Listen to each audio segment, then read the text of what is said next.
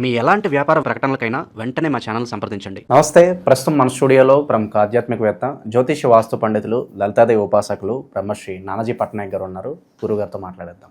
నమస్కారం గురుగారు. శ్రీమాత్రే నమః. సింహరాశి వారి పరిస్థితి విశేషంగా ఈ అక్టోబర్ మాసంలో ఏ విధంగా ఉండబోతుంది? ఎలాంటి పరిస్థితులు ఎదురవుతాయి అంటారు? ఓవరాల్గా ఎలాంటి జాగ్రత్తలు తీసుకోవాలి వీళ్ళు? తప్పకుండా అండి. ఇక్కడ ఫస్ట్ ఆఫ్ ఆల్ సింహం వారికి లగ్నంలో శుక్రుడు కేతు ఉన్నాడు. ప్రజెంట్ కేతు అయితే ఇంకో సంవత్సరం 3 నెలలు ఉంటాడు. శుక్రుడు 9వ తేదీకి మారిపోతాడు. సో ఎప్పుడైనా 2 డిఫరెంట్ ఎనర్జీస్ ఉన్నటువంటి ప్లానెట్స్ కనుక రాశిలో ఉన్నప్పుడు అది కొంచెం డిఫరెంట్గా ఇస్తుందండి ఫలితం. అంటే ఎలా అంటే ఇప్పుడు చూడ మనం కొన్ని ఈ కూరగాయలు 2 కలుపుకోవద్దంటాం. కొన్ని పడనటి ఐటమ్స్ కొన్ని కలుపుకొని చేస్తే కూడా వంట కూడా పాడైపోతుంది.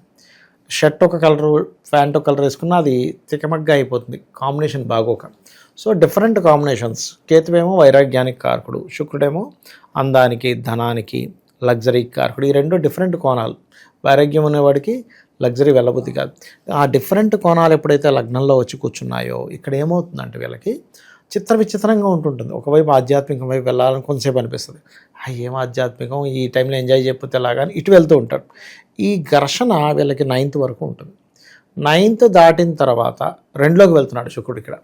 ఇక్కడ ఏంటంటే 9th వరకు ఫైనాన్షియల్గా మంచి గ్రోత్ ఉంది, దానికేం ప్రాబ్లం లేదు. రవి 2లో ఉన్నంత కాలము ఫైనాన్షియల్గా మంచి గ్రోత్ ఇస్తాడు. వీళ్ళకి 17వ తేదీ వరకు ఉంటున్నాడు. కాకపోతే ఎప్పుడైతే శుక్రుడు 2లోకి వెళ్తాడో, అది కూడా రవితో కలుస్తాడో, శుక్రుడు యొక్క రాశుల్లో కూడా కుజుడు ఉన్నాడో, ఇది తండ్రి తరపు వాళ్ళు, తండ్రి మూలంగా, గవర్నమెంట్ వ్యక్తుల మూలంగా వాళ్ళకి మనీ ఇవ్వడం వల్ల అనవసరంగా స్ట్రక్ అవుతుంది. కాబట్టి ఇక్కడ ఎక్కడా కూడా గవర్నమెంటు, మెడికల్ రిలేటెడ్, తండ్రి తరపు ఫ్రెండ్స్, తండ్రి సమానులు వీళ్ళకి మనీ ఇచ్చేటప్పుడు 1-4 సార్లు ఆలోచించి మనకు అవసరం లేదు, పోయినా పర్లేదు అనుకుంటే ఇవ్వండి, కానీ అదర్వైజ్ ఇవ్వద్దు అని చెప్తాను నేను. బికాజ్ ఆఫ్ ఇక్కడ మనకి 2లో చూడడానికి 2 గ్రహాలు ఉన్నాయి, కానీ కుజకేతు ఇన్ఫ్లుయెన్స్తో ఉన్నాయి 2 కూడా.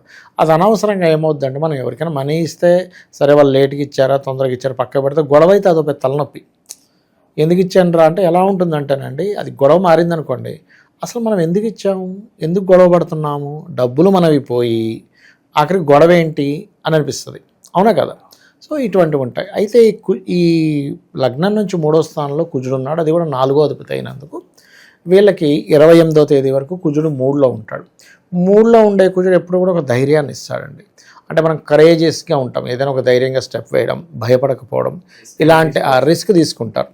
ఎగ్జాక్ట్లీ మీరు మంచి వర్డ్ వాడారు, రిస్క్ తీసుకుంటారు. ఇక్కడ వీళ్ళు రిస్క్ తీసుకోవడం ఒక యోగాన్ని ఇస్తుంది వీరికి, సింహం వారికి. అలాగే 4వ అధిపతి కదా, 3లో ఉన్నాడు కదా, ఇది ఎలాంటి ఫలితాలు ఇస్తుందంటే ఇక్కడ కొంచెం భూమి మూలంగా ధనం రావడము, అలాగే భూమి ఏదైనా అమ్మేయడం ద్వారా ధనం రావడము, ఇటువంటివన్నీ కూడా జరుగుతూ ఉంటాయి అన్నమాట వీరికి. అదొకటి. అండ్ అలాగే ఇంకోటి ఏంటంటే, ఈ రాశివారు ప్రత్యేకంగా 24, 25వ తేదీలు మాత్రం ఎట్టి పరిస్థితుల్లో భూ సంబంధించిన విషయాల్లో, ఇన్వెస్ట్మెంట్స్ విషయాల్లో చేయకూడదు. ఈ మంత్ పర్టికులర్గా అంటే అక్టోబర్ మంత్ 24, 25 తేదీలు. ఇక సంతానం విషయం కనుక చూసుకున్నట్లయితే, సంతానానికి గతంలో ఏవైతే వాళ్ళకి కొంచెం ఫైనాన్షియల్గా అంత గ్రోత్ లేదనుకుంటుంటారో, అంటే కొంతమందికి చూడండి, ఇంట్లో పిల్లడు ఉంటాడు, వాడు బీటెక్ అయిపోయింది, ఇంకా ఉద్యోగం రావట్లేదు ఏంటో అంటే వాడికే స్ట్రెస్గా ఉంటుంది, ఇంట్లో వాళ్ళకి ఇదిగా ఉంటుంది. ఎవరైనా వచ్చితే అడిగితే ఏం చెప్పాలో అర్థం కాదు. ఆ స్థితి నుంచి కొంత రిలీఫ్ వస్తుంది. ఎందుకు అంటే ఇక్కడ ఆల్మోస్ట్ 19వ తేదీ వరకు పంచమాధిపతి అయిన గురువు లాభంలో ఉంటున్నాడు. సో 19th వరకు, ఈ మంత్ అక్టోబర్ నెలలో 19th వరకు వీళ్ళకి స్కోప్ ఎక్కువగా ఉంది. కాబట్టి ఉద్యోగ సంబంధించిన ప్రయత్నాలు ఏదైనా చేసినా 19th లోపల చేసుకోవడం చాలా మంచిది. అంతే. నేను ఎందుకు చెప్తున్నానంటే, చాలామంది ఏం చేస్తారు, ఇప్పుడు టూర్ ఉందిగా మనం తర్వాత వెతుక్కుందామని అనుకుంటారు, కానీ అసలు నీకు టైం అయిపోతుంది అక్కడ. నీకు కరెక్ట్ టైంలో నువ్వు చేయకుండా తర్వాత ఎప్పుడో చేస్తానంటే అది ఇట్ ఈస్ నాట్ కరెక్ట్. అట్లా ఎప్పుడు సింహం వారికి, సింహలగ్నం వారి యొక్క సంతానానికి, వీళ్ళకి కాదు డైరెక్ట్గా. అదొకటి. ఇక అలాగే హెల్త్ రిలేటెడ్ ఇష్యూస్ కనుక చూసుకుంటే కొంచెం బ్యాక్ పెయిన్ ఎక్కువ వస్తుంటుందండి వీళ్ళకి. బ్యాక్ పెయిన్ ఏదో ఉన్నట్టు అనిపించి ఇండైజెషన్ అనిపించడం, తీరా చెక్ చేసుకుంటే ఏం లేకపోవడం, ఇలాంటివి ఉంటాయి. అలాగే కొంచెం వీరికి వివాహ సంబంధించిన విషయంలో కూడా కొద్దిగా లేట్ అవుతుంటాయి పనులు. ఎందుకంటే సప్తమంలో రాహు ఉంటూ సప్తమాధిపతి అష్టమంలోకి వెళ్ళి వక్రించాడు. కాబట్టి 2 మందగ్రహాలు, శనివత్ రాహు అంటారు కాబట్టి స్లో మూమెంట్ అవ్వడము, విదేశీ సంబంధాలు కుదరడము, ఓకే, ఆన్లైన్లోనే చూసుకొని ఓకే చేసుకోవడము, ఇలాంటివి ఎక్కువగా ఉంటాయి. లేకపోతే ఫారెన్లో ఉన్న వాళ్ళు వీళ్ళని ఏదో పరిచయం అయ్యి ఫారినర్స్ని చేసుకోవడము, ఇట్లాంటివి కూడా ఉంటాయండి. ఒక్కోసారి కొంతమంది చూడండి అక్కడికి వెళ్ళి సెటిల్ అవుతారు, అక్కడ ఫారినర్ ఎవరో పరిచయం అయితే వాళ్ళని వివాహం చేసేసుకుంటారు. అటువంటివి ఎక్కువగా చూపిస్తుంది ఇక్కడ. ప్రేమ అనురాగాల పరంగా ఎలా ఉంటుంది భార్యాభర్త మధ్య సంబంధాలు? ఒకటండి, ఇక్కడ షష్టమాధిపతి సప్తమాధిపతి అవుతారు సింహలగ్నానికి శని. ఆయన రాహుతో కనెక్ట్ అయినప్పుడు ఇక్కడ 2-3 విషయాలు. ఒకటి, ప్రేమగా ఎలా ఉంటారు, ప్రేమగా ఉంటారా లేదా అంటే ప్రేమగా ఉంటారు, ఎందుకంటే ప్రజెంట్ గురువు యొక్క దృష్టి ఉంది కాబట్టి. కాకపోతే ఎప్పుడైతే గురువు మారిపోతాడో, మనకి 19వ తేదీ నుంచి మారిపోతున్నప్పుడు ఏం చేస్తాడంటే, ఈ గురువు మారగానే అపోహలు పెరుగుతూ ఉంటాయి. అంటే అవతల వాళ్ళు చేయకపోయినా చేశారేమో 19th తర్వాత మీరు గమనించండి కావాలంటే. ఇప్పుడు ఏంటండి మా ఆవిడ ఇలా అనుమానిస్తుంది అంటాడు, అక్కడ ఏమీ జరగదు. ఏమిటంటే మా ఆయన ఇలా అనుమానిస్తున్నాడు అంటది ఆవిడ. అంటే ఏమిటి, అది సీక్రెట్ సైన్ అయింది. సప్తమం సీక్రెట్ సైన్ అయినందుకు, అక్కడ ఆల్రెడీ రాహు అపోహ కారకుడు ఉన్నందుకు, శని వచ్చి కలుస్తున్నందుకు ఏదో చేశాడు, దాని గురించి ఏదో కడిగేసేయాలి, మాట్లాడేసేయాలి, అది క్లియర్ చేసుకోవాలనేది 19 నుంచి పెరుగుతుంటుంది వీళ్ళు. కాబట్టి అటువంటి అపోహలకు వెళ్లకుండా ఉండాలి. సో ఆవేశంగా ఏ నిర్ణయాలు ఎగ్జాక్ట్లీ. అలాగే మరొక విషయం ఏంటంటే, ఇక్కడ వీరికి ఉద్యోగ సంబంధించినటువంటి విషయంలో దశమాధిపతి నీచి పొందుతున్నాడు 9వ తేదీ నుంచి. కాబట్టి 9th నుంచి ఒక 25 డేస్ ఆఫ్ పీరియడ్లో కొన్నిసార్లు ఏముందిలే ఈ ఉద్యోగం, ఏముందిలే మానేద్దాం. ఎందుకంటే ఆల్రెడీ ఇక్కడ కేతువుతో శుక్రుడు ఇంతకాలం ఉన్నాడు. అంటే ఎప్పుడు మానేయాలి, ఎప్పుడు మారిపోవాలని ఇస్తూ ఉంటాడు. ఎలా ఉంటాయంటారండి గ్రహాలు, కొంతమందికి నేను చూస్తుంటాను కదా, ఈ కేతు సంబంధం వచ్చినప్పుడు లేదా 10th లార్డ్ పాడైనప్పుడు గోచారంలో అసలు వాళ్ళ ఫ్రెండ్స్ చెప్తున్నా, ఇంట్లో వాళ్ళు చెప్తున్నా వినరు. వద్దు, నాకు ఇష్టం లేదు, మానేయాలి, వాడు ఆ రోజు అలా అన్నాడు, వీళ్ళు ఇలా ఉన్నారు, ఇంకా నాకు బెటర్ ఆఫర్ ఏదో వస్తుందనేమో. సరే ఓకే, వస్తే వీఆర్ హ్యాపీ. రాకపోతే పరిస్థితి ఏంటి, మానేయాలనిపించి మానేసిన తర్వాత అప్పటి వరకు కళ్ళు తెరుచుకోవు. మానేసిన తర్వాత అరే నేను ఎందుకు మానేశాను అని మళ్ళీ వెళ్ళి ఏమైనా ఆఫర్ ఉందా మన కంపెనీలో, ఇంకా ఎవరైనా తీసుకున్నారా లేదని అడుగుతూ ఉంటారు.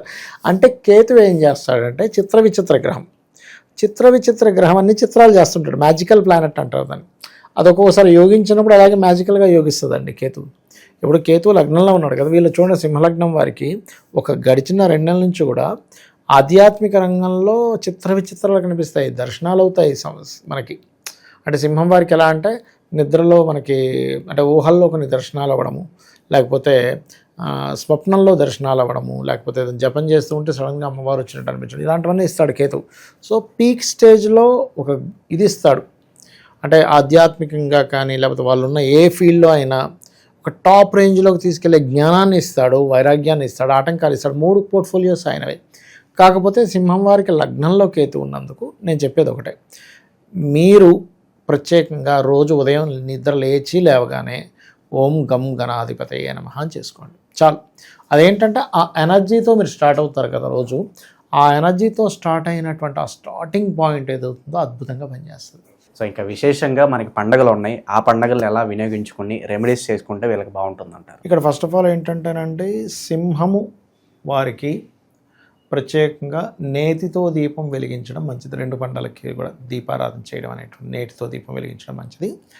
అలాగే వీళ్ళకి గురువు ఎలాగో 19వ తేదీ నుంచి 12లోకి వచ్చేస్తున్నాడు, 19వ తేదీ నుంచి 12th హౌస్లోకి వస్తున్నాడు సింహం వారికి. సో మీరు వీళ్ళు ఏదైనా ఆలయానికి వెళ్ళి, ఇప్పుడు లక్ష్మీదేవి దీపావళి రోజు కావచ్చు, దసరా రోజు కావచ్చు, సేవ చేయండి. అక్కడ సేవ చేస్తే 12లోకి వచ్చే గురువు ఇచ్చే రిజల్ట్స్ అద్భుతమైన ఫలితాలు ఇస్తాడు. ఎందుకంటే 12లోకి వచ్చినప్పుడు ఏంటంటే ఇప్పుడు కూడా 19th తర్వాత చేసే ఇన్వెస్ట్మెంట్స్ చాలా బాగుంటాయి, మంచి ఇన్వెస్ట్మెంట్స్. ఇది ఎలా అంటేనండి, ఇప్పుడు మనం ఒక పని చేస్తున్నాము అంటే మనకు ఆల్రెడీ చేతులు కాళ్ళు కండలు ఉన్నాయి, కానీ మనం ఉన్న వెయిట్ కంటే ఎక్కువ వెయిట్ చేయాలంటే ఏం చేయాలి, ఎక్సర్సైజ్ చేయాలి. వర్కౌట్స్ చేస్తేనే మనం ఇంకొంచెం హెల్తీగా ఉంటాం. అలాగే మన సోల్కి మన పూర్వజన్మ కర్మ పట్టి మనకు తెచ్చుకున్నది కొంత పుణ్యం ఉంటుంది. ఈ పుణ్యం కరెక్ట్ వేలో మనకి వెళ్ళాలి అంటే ఇప్పుడు ప్రజెంట్ ఈ జన్మలో ప్రజెంట్ ఉన్న టైంలో ఇంకొంచెం భగవత్ అనుగ్రహం కావాలి. దాన్ని ఇంకొంచెం పుష్ అవుతుంది.